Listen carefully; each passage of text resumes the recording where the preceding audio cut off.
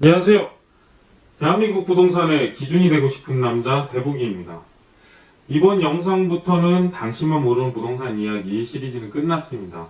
부동산 기본에 대해서는 중요한 부분이기 때문에 계속 언급은 드리겠지만 더 이상 그게 주제는 아닙니다. 제목을 보고 들어오신 분들은 영상에 대해서 아시겠지만 이번에는 조금 다른 관점에서 부동산을 좀 보려고 합니다. 부자의 기준이 뭘까? 제가 그간 부동산의 업을 가지면서 여러 회사에도 몸을 담았었고요. 제가 직접 회사를 운영을 한 적도 있었고요. 거기서 이제 투자하시는 분들을 보면서 느낀 거를 이야기 드리는 영상이 될 것 같습니다. 최근 아파트 가격이 많이 올랐죠. 제가 이전 영상에서 당신만 모르는 부동산 이야기 마지막 편으로 부동산 기본으로 본 현재 부동산 시장이 급등한 이유의 원인에 대해서 이야기를 드렸습니다. 어쨌든 아파트 가격이 많이 올라서 그런지 부동산 자산 가치가 예전 같지 않다는 이야기를 제 여러 경로를 통해서 이야기를 듣곤 합니다. 부자의 기준이 뭘까요? 예전에 저도 블로그를 통해서 적은 적이 있습니다. 부자의 기준, 사람마다 다 틀리겠지만 제 성향을 담아서 이야기를 드리면 부동산 투자도 저는 수익률이 아니라 만족감이라고 이야기를 드렸었습니다. 부자의 기준 역시 자산이 쌓여가는 정도가 아니라 요즘 많이들 이야기하시죠. 경제적 자유. 내가 하고 싶은 일을 할 수 있는 여유. 저는 이 기준이 부자의 기준이라고 생각을 합니다. 이 기준은 사업을 통해서 이룰 수도 있고요. 주식을 투자해서 이룰 수도 있고요. 혹은 제3의 투자를 잘 해서 이룰 수도 있지만 부동산을 통해서도 얻을 수가 있습니다. 우리나라는 급격한 발전을 한 탓에 조금 전 이야기 드린 방법들로도 이 기준을 달성한 분들이 많지만 부동산도 역시 급격한 발전을 할 때 따라서 올랐죠. 그래서 부동산을 통해서 이런 부의 기준을 이룬 분들이 주변에서 많이 볼 수가 있습니다. 제가 하려는 말은 아무래도 저는 부동산 말고는 젬병이기 때문에 부동산을 통해서 본 부자의 기준이 될 겁니다. 얼마를 가지고 있어야 부자라고 불릴 수 있을까요? 작년 국민은행 자료를 보면 부동산을 제외한 금융 자산을 10억 원을 들고 있으면 부자라고 본다고 한답니다. 여기에 부동산을 포함하면 총 자산 30억을 가지고 있어야지 부자의 기준이 될 수 있다고 하네요. 부자일수록 부채의 비율이 높기 때문에 총자산 기준으로 부동산을 포함하면 당연히 높아질 수밖에 없겠죠. 작년 자료이기 때문에 요즘 아파트 부동산 상승을 한 걸 보면 이 기준이 조금 더 높아지지 않을까 생각은 듭니다. 그럼 조금 더 본질적으로 생각을 해볼까요? 부자가 되려는 이유가 뭘까요? 조금 전 이야기 드린 것처럼 돈에 얽매이지 않기 위해 돈이 필요한 것이 아닐까요? 많이들 이야기를 하시죠. 경제적 자유라고.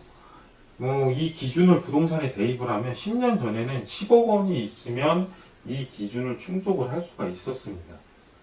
부동산으로 계산을 하면 부동산 종류에 따라서 조금씩 틀려지겠지만 대략 5%의 수익을 얻을 수가 있었습니다. 아파트와 그 당시에 최악의 수익률이라고 불렸던 오피스텔은 이 기준보다 조금 낮을 수 있겠지만 중대형 상가 건물에서는 지금보다 지금 생각하면 굉장히 높아 보이는 6%, 7%의 수익을 얻었을 수 있었을 때가 10년 전입니다. 이 10억 원을 5%라고 가정을 해보면 1년이면 5천만 원, 한 달이면 400만 원이 조금 넘는 돈을 손에 쥘 수 있었던 게 10년 전에 10억 원이라는 돈이었었습니다.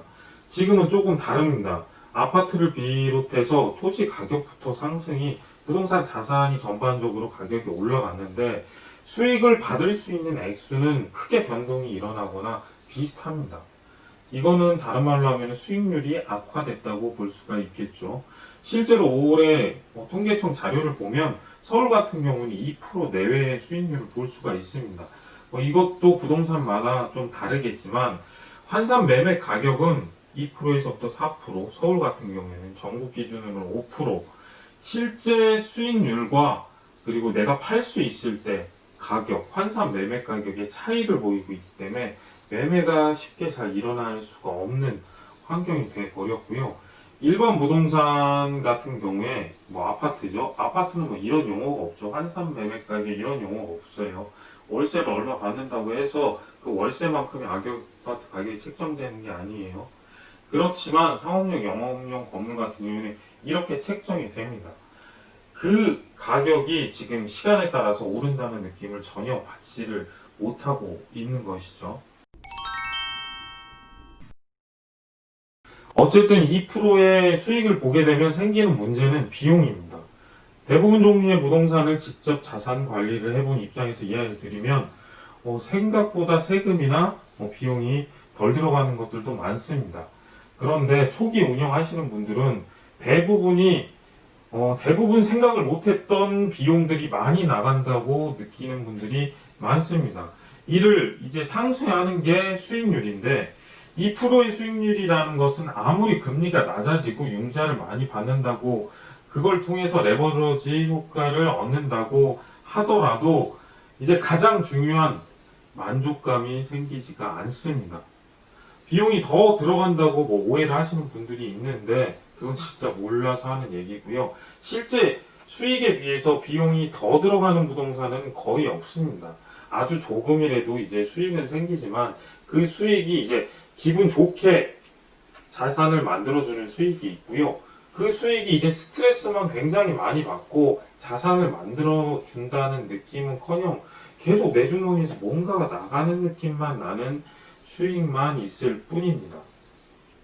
어쨌든 현재 10억 원의 부동산 자산으로는 10년 전처럼 월급 대신해서 쓸 수 있는 돈이 나오질 않습니다. 이 기준은 이제 단순 수익률로만 비교를 해도 5%, 2%의 차이입니다.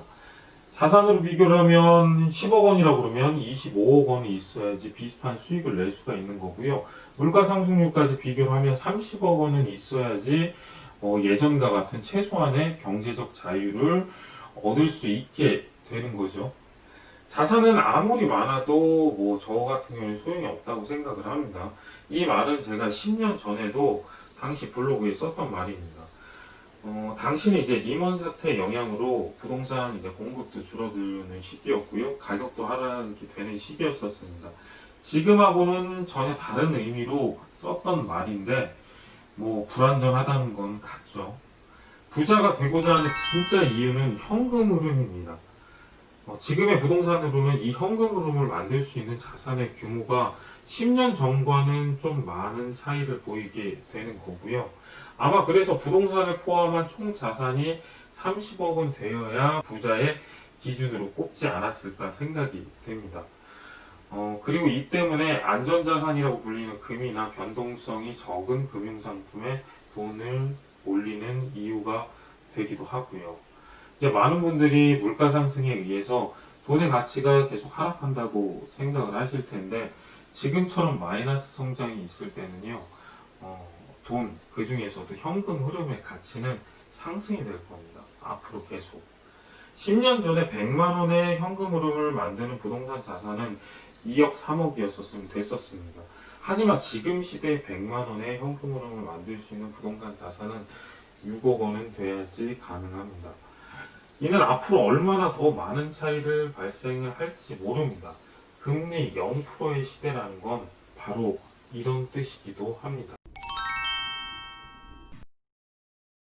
앞으로는 현금 흐름을 만들 수 있는 방법, 그리고 대부분의 사람들이 하고 있는 노동의 가치가, 그 값어치가 굉장히 상승이 되는 것이죠.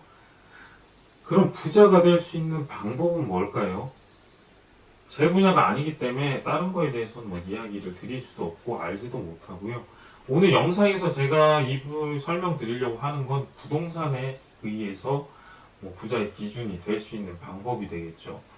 영상 초반에 이야기 드린 부자의 기준 이제 그 공유된 자료에 따르면 부자의 기준에 속한 이제 사람들이 우리나라에 32만 명 정도 된다고 합니다.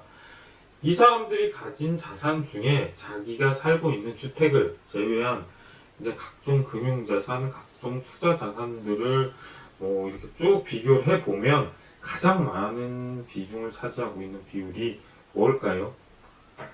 바로 상가와 건물이었었습니다.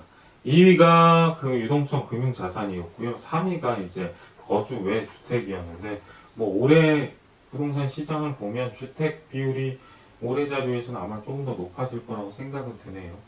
그런데도 놀라운 건 이제 상가와 건물입니다. 부동산 전문가라고 불리는 사람들조차 빌딩, 건물, 상가 이런 걸 접해보지 않은 사람들 같은 경우에는 되게 부정적이에요. 그런데 상가, 건물이 가장 큰 자산이라니 분명 놀라는 분들이 계실 겁니다. 아시는 분들은 뭐 이미 알고 계시겠지만 빌딩, 상가 같은 경우에는 대표적인 현금 흐름을 만드는 부동산 자산입니다. 다른 현금 흐름형 부동산 자산도 있어요. 뭐 오피스텔, 레지던스 호텔 뭐 이런 것과 달리 이 두 자산 같은 경우에는 뭐 빌딩이나 건물, 뭐 상가 같은 경우는 시간을 넉넉히 두고 보면 원금, 부동산 자산 가치 자체도 계속 상승을 합니다. 그 현금 흐름을 만드는 수익 외에도요. 원금이 상승하고 현금 흐름을 만들 수 있다는 성격 때문에 부자에 속한 이들이 가장 많은 선택을 받은 자산이 이 상가와 건물입니다. 정확히 이 부동산들이 그간 제가 가장 많이 다뤘던 부동산이기도 하고요. 제 성향상 제일 좋아하는 부동산이기도 합니다. MD라는 걸 적용을 하게 되면 단기간의 가치를 좀 상승시킬 수 있는 부동산이기도 하고요. 제가 이전 영상에서 이야기 드린 개별 부동산 물건의 상승 같은 경우에 사실 이런 부동산에서 가장 많이 일어나기도 하죠. 최근 부동산 시장 추세를 타고 성장한 아파트 같은 경우에는 10년 전처럼 추세에 의해서 부동산이 정체가 되거나 하락할 수도 있습니다. 직접적으로 현금 흐름을 원활하게 만드는 부동산도 아니고요. 뭐 대표적인 시세 차익형 부동산인 건 맞습니다. 상가 건물 같은 경우에는 노력으로 가치를 상승할 수 있고요. 위험군에서 안전자산군에 이르는 뭐 정도까지 옮겨오면서도 시세 차익과 그리고 현금 흐름의 조달을 원활히 꾸준하게 할 수 있는 부동산입니다. 뭐가 낫고 뭐가 나쁘다라는 얘기는 아니고요. 다만 이제 현금 흐름의 가치가 날로 이제 더해져 가는 시기고 부동산으로 부자의 기준을 달성할 수 있는 방법이 모두가 아시는 거와 같은 아파트 말고도요. 대부분의 부동산 부자라고 불리는 자산, 제1자산인 상가, 건물도 있다는 걸 알려드리려고 이번 영상에서 제가 이야기를 드린 겁니다. 다음 편에서는 제가 가장 최근에 다룬 게 건물이었고요. 건물로 이런 방법을 소개하는 게 사실 가장 맞습니다. 하지만 이제 자본이, 돈이 좀 많이 들어가는 탓에 조금 더 많은 분들이 쉽게 접할 수 있는 상가로 고소득 안전자산을 만드는 방법, 그리고 현금 흐름을 꾸준히 일으킬 수 있는 방법에 대해서 이야기를 드리려고 합니다. 놓치시면 안 됩니다. 이제부터는 실전입니다. 어디서도 들을 수 없는 이야기를 들으실 수도 있습니다. 이상, 대한민국 부동산의 기준이 되고 싶은 남자 대북이었습니다.